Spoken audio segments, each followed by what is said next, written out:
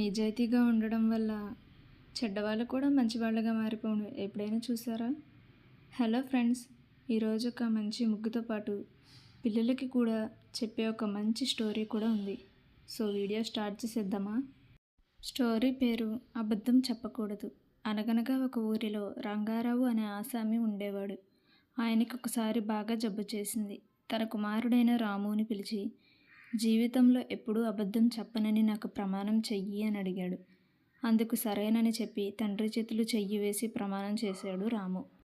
ఒకరోజు రాము అడవి మార్గాన పట్టణానికి వెళ్తుండగా దోపిడీ దొంగలు అతడిని చుట్టుముట్టారు.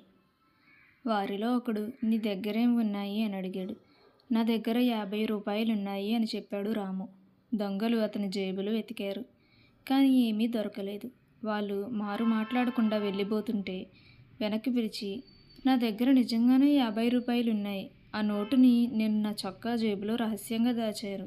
అది మీకు కనపడలేదు. ఇదిగో తీసుకోండి అంటూ 50 రూపాయల నోటు తీసి వారి చేతికి ఇవ్వబోయాడు. ఆ దొంగల ముఠా నాయకుడు రాము నిజాయితీకి సంతోషపడి అతడిని మెచ్చుకున్నాడు. అంతేకాదు, 100 రూపాయల బహుమానం కూడా ఇచ్చి వెళ్ళిపోయాడు. తన తండ్రి నిజం చెప్పమని ఎందుకు చెప్పాడో రాముకి అర్థమైంది. నిజం చెప్పిన వారికి అన్నింటా విజయం లభిస్తుంది.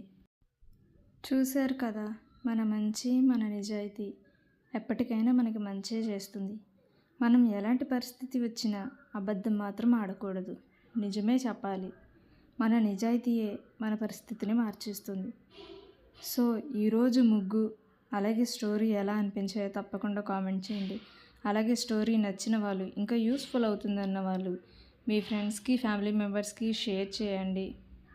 ఇంకా ఇప్పటివరకు సబ్స్క్రైబ్ చేసుకోకపోతే తప్పకుండా మన ఛానల్ని సబ్స్క్రైబ్ చేసుకోండి. Thanks for watching.